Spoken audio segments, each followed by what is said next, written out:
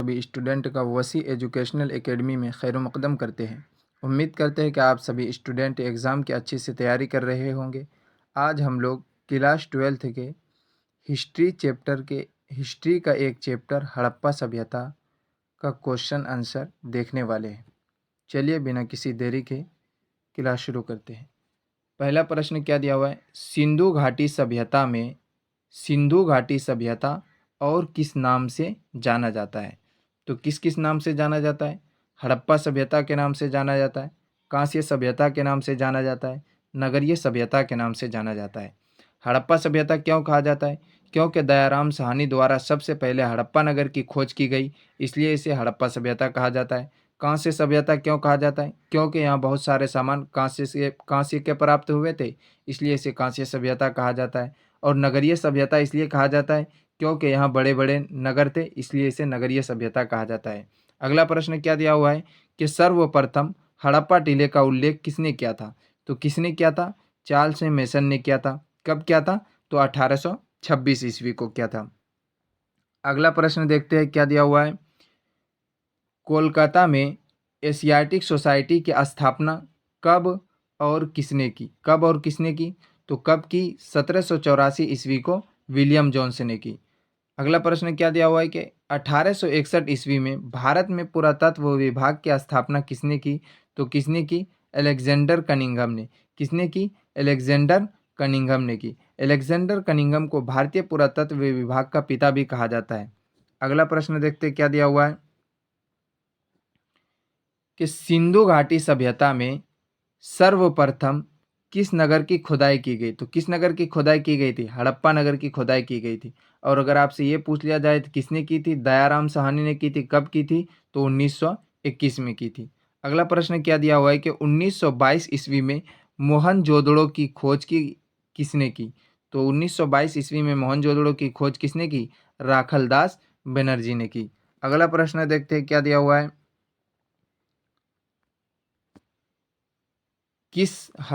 किसने हड़प्पा और मोहनजोदड़ो को जुड़वा राजधानी कहा? किसने कहा? तो पिगट महोदय ने हड़प्पा और मोहनजोदड़ो को जुड़वा राजधानी कहा। अगला प्रश्न क्या दिया हुआ है? हड़प्पा और मोहनजोदड़ो के बीच की दूरी कितनी है? तो कितनी है? 670 किलोमीटर। कितनी है? तो 670 किलोमीटर। अगला प्रश्न क्या दिया हुआ है कि हड़प्पा सभ्यता का क्षेत्रफल कितना है? क्या दिया हुआ है? हड़प्पा सभ्यता का क्षेत्रफल कितना है? तो 12,99,600 वर्ग किलोमीटर क्या है? क्षेत्रफल दिया हुआ है। अगला प्रश्न क्या दिया हुआ है? हड़प्पा सभ्यता का आकार कैसा है? तो हड़प्पा सभ्यता का आकार कैसा है? त्रिभुजाकार है। कैसा आकार है? त्रिभुजाकार है। अगला प्रश्न क्या दिया हुआ है कि हड़प्पा सभ्यता की तिथि अधिकांश लोगों द्वारा मान्य की गई है, यानी अधिकांश लोगों ने इसकी तिथि क्या बताया? तो क्या बताया है? 2500 से 1750 ईस्वी पूर्व अधिकांश लोगों द्वारा हड़प्पा सभ्यता का काल मान्य की गई है। अगला प्रश्न क्या दिया हुआ है कि मोहनजोदड़ो किस भाषा का शब्द है और इसका अर्थ क्या है? तो मोहनजोदड़ो किस भाषा का शब्द है? सिंधी भाषा का शब्द है। किस भाषा का शब्द है? सिंधी भाषा का शब्द है। और इसका अर्थ क्या है? मृतकों का टीला। और इसका अर्थ क्या दिया हुआ है? मृतकों का टीला। इसका अर्थ क्या है? मृतकों का टीला। अगला प्रश्न देखते क्या दिया हुआ है। मेसोपोटामिया की मोहरें कहाँ से प्राप्त हुई है? अगर आपसे ये पूछ लिया जाए कि मेसोपोटामिया की मोहरें कहाँ से प्राप्त हुई है, तो मोहनजोदड़ो से। कहाँ से प्राप्त हुई है? मोहनजोदड़ो से। अगला प्रश्न क्या दिया हुआ है? सिंध का बाग किसे कहा जाता है? तो सिंध का बाग भी किसे कहा जाता है? मोहनजोदड़ो को ही कहा जाता है। और मोहनजोदड़ो हड़प्पा सभ्यता का सबसे बड़ा नगर है। हड़प्पा सभ्यता का सबसे बड़ा नगर अगर पूछे तो कौन है? मोहनजोदड़ो है। अगला प्रश्न क्या दिया हुआ है कि लकड़ी का हल कहाँ से प्राप्त हुआ है? लकड़ी का हल कहाँ से प्राप्त हुआ है? तो हड़प्पा से प्राप्त हुआ है। तांबे की मोहर कहाँ से प्राप्त हुई है? तो हड़प्पा से हुई है। कहाँ से हुई है? हड़प्पा से हुई है। और इससे एक सवाल क्या पूछा जा सकता है कि सबसे पहले किस नगर की खुदाई की गई थी? तो किस नगर की खुदाई की गई थी? हड़प्पा की खुदाई की गई थी।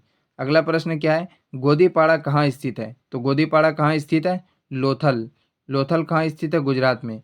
यानी आपसे ये प्रश्न पूछा जा सकता है कि गोदीपाड़ा कहाँ स्थित है? तो कहाँ स्थित है? लोथल में स्थित है।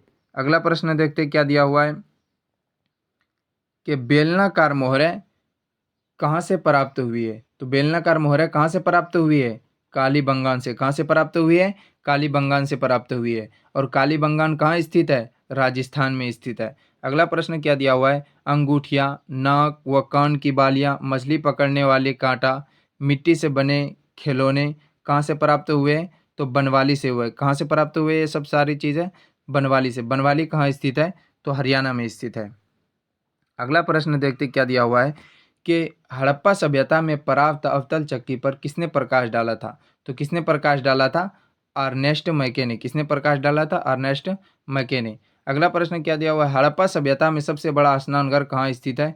तो कहाँ स्थित है? मोहनजोदड़ो में। कहाँ स्थित है? मोहनजोदड़ो में। मोहनजोदड़ो में। मोहनजोदड़ो को सिंध का बाग भी कहा जाता है। मोहनजोदड़ो को क्या कहा जाता है? सिंध का बाग भी कहा जाता है। अगला प्रश्न देखते क्या दिया हुआ है कि सन 1924 में सिंधु घाटी की एक नवीन सभ्यता की खोज की घोषणा किसने की? तो किसने की? सर जॉन मार्शल ने। किसने की? सर जॉन मार्शल ने। अगला प्रश्न क्या दिया हुआ है? बर्तन पर नाव का चित्र बना हुआ कहाँ से प्राप्त हुआ है? तो कहाँ से प्राप्त हुआ था? मोहनजोदड़ो से। कहाँ से प्राप्त हुआ था? मोहनजोदड़ो से। अगला प्रश्न देखते क्या दिया हुआ है कि बेलनाकार मोहरें किसकी विशेषता है? क्या दिया हुआ है? बेलनाकार मोहरें किसकी विशेषता है और यह कहाँ से प्राप्त हुई है? तो बेलनाकार मोहरें किसकी विशेषता है? मेसोपोटामिया की विशेषता है। यानी मेसोपोटामिया की मोहरें बेलनाकार की होती थी। और ये बेलनाकार मोहरें किसकी विशेषता है? तो मेसोपोटामिया की विशेषता है। और ये कहाँ से प्राप्त हुई है? कालीबंगान से। कहाँ से प्राप्त हुई है? कालीबंगान से। कालीबंगान कहाँ स्थित है? राजस्थान में स्थित है। अगला प्रश्न क्या दिया हुआ है? धातु की बनी एक नर्तकी मूर्ति कहाँ से प्राप्त हुई है? तो कहाँ से प्राप्त हुई है? ये भी मोहनजोदड़ो से प्राप्त हुई है। कहाँ से प्राप्त हुई है? मोहनजोदड़ो से प्राप्त हुई है। अगला प्रश्न देखते क्या दिया हुआ है कि सिंधु घाटी में सड़क एक दूसरे को किस प्रकार काटती थी? तो किस प्रकार काटती थी? समकोण पर काटती थी। किस प्रकार काटती थी? समकोण पर काटती थी। और इस पद्धति को क्या कहा जाता है? Oxford circus. ये भी पूछा जा सकता है कि समकोण पर जो काटती थी इस पद्धति का क्या नाम था? ऑक्सफोर्ड सर्कस था। अगला प्रश्न देखिए क्या दिया हुआ है कि हड़प्पा वासी लोग किसकी पूजा करते थे? हड़प्पा वासी लोग किसकी पूजा करते थे? तो किस किस की पूजा करते थे? धरती की पूजा करते थे, वृक्ष की पूजा करते थे, नाग पूजा, कुंवड़ वाला बैल, मिट्टी से बने लिंग एवं योनि, बहुत सारी चीज़ों की पूजा करते थे हड़प्पा वासी लोग। अगला प्रश्न क्या दिया हुआ है? हड़प्पा सभ्यता के लोगों की अर्थव्यवस्था का मुख्य आधार क्या था? वहाँ का मुख्य आधार क्या था? कृषि था। मुख्य आधार क्या था? कृषि था। अगला प्रश्न देखते हैं क्या दिया हुआ है कि सर्वप्रथम कपास की खेती कहाँ के निवासियों ने किया था? तो कहाँ के निवासियों ने किया था? हड़प्पा वासी लोग, यानी सिंधु घाटी के अंदर रहने वाले लोगों ने सर्वप्रथम कपास की खेती की थी। अगला प्रश्न क्या दिया हुआ है? यूनानियों ने कपास को क्या कहा? अगला प्रश्न क्या दिया हुआ है कि यूनानियों ने कपास को क्या कहा? यूनानियों ने कपास को क्या कहा? तो सिंडन कहा। क्या कहा? सिंडन कहा।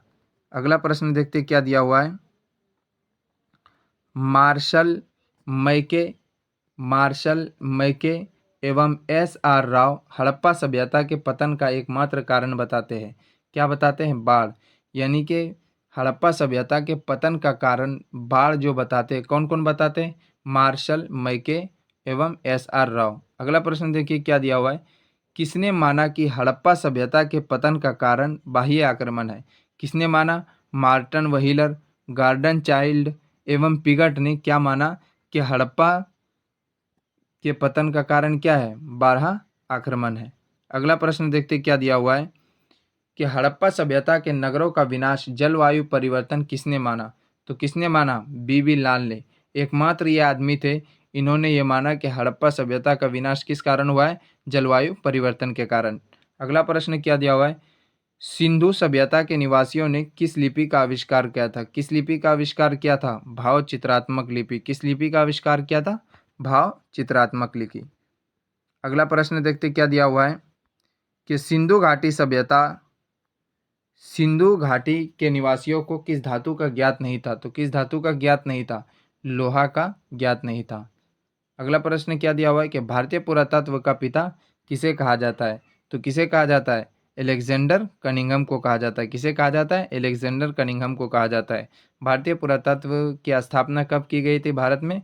तो 1861 ईस्वी में। किसने की थी? तो इसी ने, अलेक्जेंडर कनिंघम ने। उम्मीद करते हैं आप सभी स्टूडेंट को ये वीडियो अच्छा लगा होगा। अगर अच्छा लगा है तो लाइक करें, सब्सक्राइब करें और शेयर करें।